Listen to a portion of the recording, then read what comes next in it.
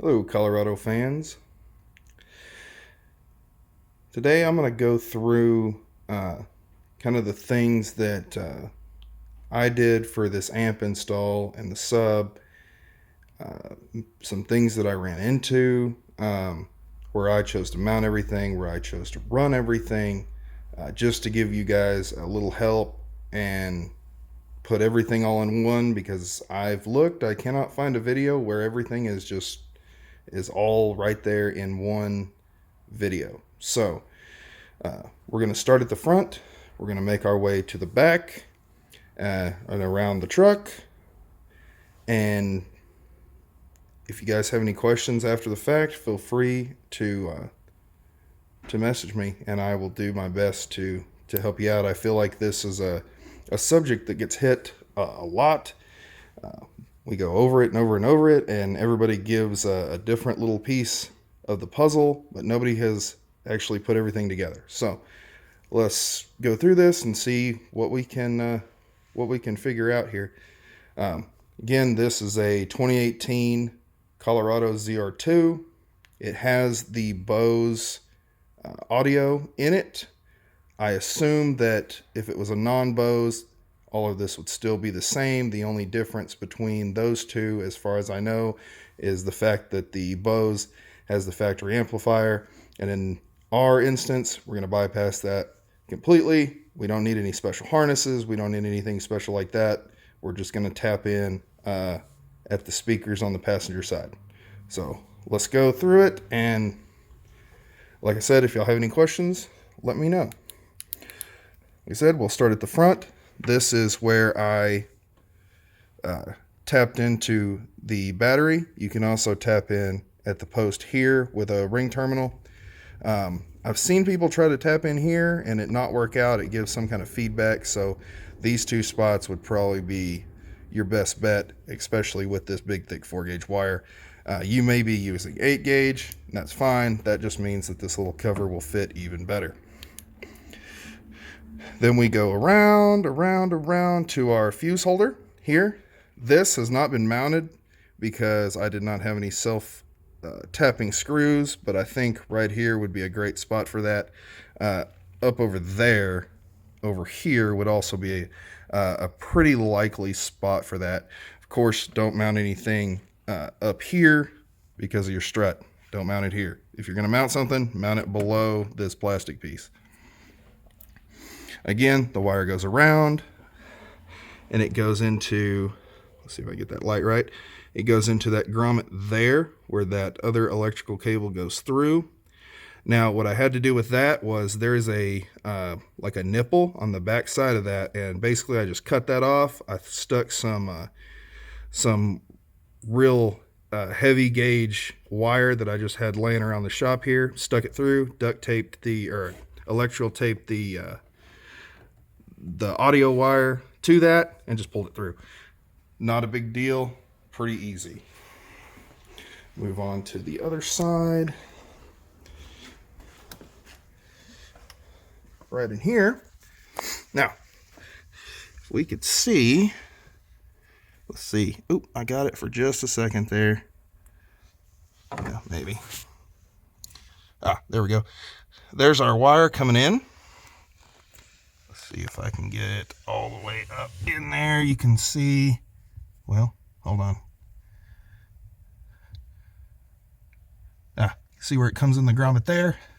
It just runs over and is zip tied up where it will not move. And it comes in here behind the kick panel. Now, I'll kind of explain how to take these kick panels off over on the other side because I already have that one off for the video. I'll also explain this channel where you'll run it through, and we'll see that on the other side. But just run your power wire down to this side. There's clips on this side. Run it to this side all the way down. This piece, once you take this piece off, this piece will fold back like that, and you can just push your wire straight through. Move over to this side. Again, we'll come through here, and there is an empty space right here. Again, we'll show you that on the other side. And you can go up underneath the carpet and pull it up on the back side, this carpet, you can put your hand underneath it and just lift it up and put your wire right through there. Let's get to our amp. Again, this is the CXA 400.1. This is a mono amp. I'm not sure that I would do this with a 2-channel because all I'm doing is powering a sub. If I was going to do something a little more intensive, like replace the door speakers or something like that, we might think about that. But in this instance, it's not applicable. Again, pretty small for an amp, but pretty powerful as well. This cable here, that top cable, is a optional remote control that you can put in the glove box, and I decided to go for it. That will run the same way as your speaker wire, and we'll show you that here in a second, but that's just an optional. You do not have to have that. We've got our RCAs down at the bottom. Those just plug right in. As far as setting the gain and everything, once you get all this hooked up, guys, the gain is not a volume knob, so do not treat it as such because it will blow your speaker. Start with your gain real low, turn your music on about 3/4 of the way up. If you have the optional bass knob, I guess you could call it, you turn that all the way up and then adjust your gain from there. Don't turn that gain all the way up because you can blow that speaker. This seems to be what everybody's real confused about. Now this is a line out converter. Let me put this light somewhere right. There we go. Okay, this is a line out converter. So what this does is it takes our high level audio that's going to come from our door speaker and it's going to turn it into low level audio where our amp can use it and then power our speaker with it. Okay, so on this, there's many sets of wires on this thing, but it's pretty simple once you understand it. These 2 wires here, the positive and negative on the gray side, we're going to wire tap those together and we're not going to use those. This brown wire, also not going to use that. That's an optional ground. These here that are connected to this blue cable, that's where we're picking up our audio and it's going into the line out converter and changing it into that low frequency audio. Yellow cable, you can see I've got that wire nutted together with this red wire, and that goes into, let's see, that goes into our amp down on there's 3 screws right there that you can see, 1, 2, 3, and it goes in right there. Blue wire, that's the remote wire. It just comes straight off of that unit and it's back here, right there. Right there. And I've just got that wire netted together because again, those wires are real short and I wanted to hook that thing there and bring it over here. Otherwise, you could have mounted it here and all that stuff probably would have reached just fine. This red wire here, don't get confused with the colors. All I had was red in this specific wire. I just put a little electrical tape there to show that that is a ground wire that comes from there. And it is right here. Right here. It's that one. It comes off of that. It's a black wire. And it plugs into our ground here. So this line out converter is getting power and ground, and it's also sending a remote signal to this amp. All of this is all inclusive back here. There were no other wires to run other than running the speaker wire to this. So it made it fairly simple. Again, RCAs plug in the top, and those are there. Let's move around, and I will show you the other side.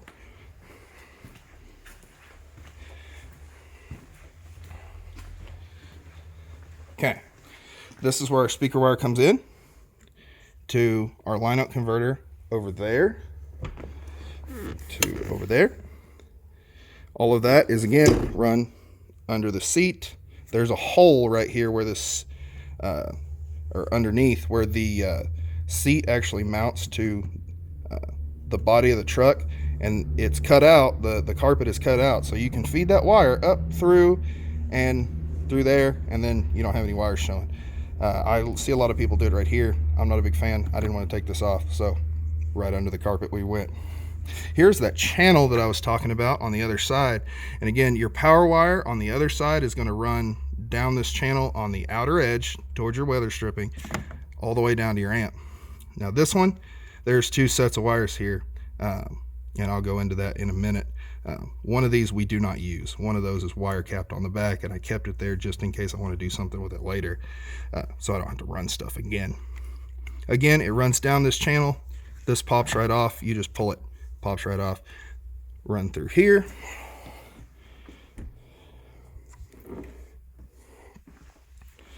Okay. With the floor mat up, and these pieces taken off, again, with this piece here, you can see it's got tabs on the front here, and those clip in right there in those holes. So what you're going to want to do with that one is you're going to want to lift it up and then pull it out. This piece here is attached with this little screw, and it's attached right there on the back wall with that bolt that's right there. Hopefully you can see that. Let's get down here a little more personal with it, and I will show you where you're actually going to tap in here. Okay, so you can see that bolt there and where I have everything tapped in. Now, the yellow and black, let me see if I can lighten this. Oh yeah, that's a little better, huh? Yellow and black wires, or yellow and then yellow with a black stripe, excuse me. Those 2 are the ones that you're going to tap into. Those are the speaker wires that power this door sub. So we're gonna, and it comes off of this harness. Yours will not look like this. Yours will have this tape, cloth tape style. They call it Tessa tape, and it will have that on it. You will have to cut that off to be able to do this. And I had to cut mine pretty far up because the guy at the plant that day was really good. He got those wires pretty tight in there, so I had to go up pretty far. But anyway, again, we will just tap into those wires there with T-taps, and again run those back to the back of the truck. Now your base control knob is right there, and that wire again is run here and up behind the glove box and over to there. I do want to go over one more thing, and it's what I actually use to stick the line out converter, the amp, and the remote knob to the body of the truck. I did not screw any of this in. I didn't bolt any of it in. I didn't do any of that. I didn't want to actually mess up anything as far as any of the plastic panels or anything. So what I did use is this Scotch Extreme mount, and it just comes in a roll like this. You just peel it off. It's double-sided tape. You peel it off, peel the red off, stick it to whatever you want. That amp is not moved, not an inch. Neither has anything else. It works just fine, and the seat actually will hold that amp as well from shifting around and doing whatever it wants to do. There is the bass level control, remote bass control. This is the certificate that you get for this amp. So this amp is on the website rated for 400 RMS. Now this one, when they tested it, came out at 492. So Kicker is pretty good about underrating their amps and then over delivering when you actually get them to your door. Again, 400 watt RMS. This 800 watt thing, don't look at that. That's marketing BS. You don't need that. You need this number here. Now, one thing that we will look at, let's see here, is this. For this specific amp, because I was going over some of this with some people, So you've got that little symbol right there that looks like a horseshoe. That is the symbol for ohms. Okay, so at 14.4 volts, 1 ohm, mono channel, which this is a mono channel amp, you can't have it any other way on this one, that's 400 watts. If you take that down to 2 ohms, that's 300 watts, and 4 ohms, that's 150 watts. I had a little different math in the post that I wrote. Ignore that. This is straight from them. So basically, if you were to run this like I have it run, which is at 1 ohm, because this is a 1 ohm stable amp, this would not be here otherwise. If you were to run it 2 ohm, it would be 300 watt, 4 ohm, 500 watt. Let's also look at the box itself. You can see ported box right there. One 10-inch shallow mount kicker. That's the Comp RT. Good luck finding that thing because it took me forever. We'll pop this up. Okay, and you can see where we come into the box here. Your wires run off here, and then in the actual box, the speaker is wired in a certain way to make it pull 1 ohm. Again, the speaker itself, let's see if I can get this. The speaker itself, well, hold on a second here. Let's scoot that seat up so that way we can see how that speaker sits on the floor. And it's not actually on the floor, it's right above it, but scoot that up real quick so we can see. Right here.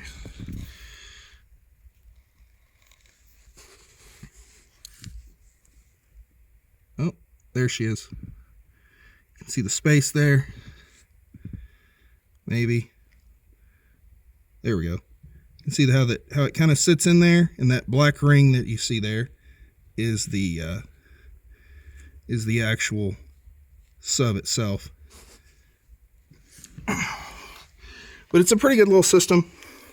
It's not too bad. I'll be honest, it is way louder than I was intending it to be with running it at 1 ohm. Now, I will tell you guys, if you get something that an amp that is 1 ohm stable like this one, now this one was $135. That's a great deal on an amp, especially one that can run 1 ohm stable. Back in the day, that would be unheard of. But the amp itself, if you get one that's 1 ohm stable, and you get specifically a dual voice coil 2 ohm speaker, specifically that speaker, that's the one that you can run in a 1 ohm configuration when you have one speaker. You run one of those, you run that amp, you can run it as loud as this. Now, you also have the option of downgrading that into a 4 ohm. Because it is a dual voice coil 2 ohm, you can wire it into a 4 ohm. The only thing you can't do is run it at 2 ohm. So you can wire this into 4 if this bass is just way too much. And honestly, it won't be if you get the bass control knob, because you can turn it all the way off. You can make it where it doesn't even pick up signal. So I kind of recommend that. It's up to you, whichever. But this is the setup. Guys, if you have any questions or anything that I can help you with, I would be glad to do it. Anything you guys want to ask, please do. I'll do what I can to help you. I appreciate it. Thanks.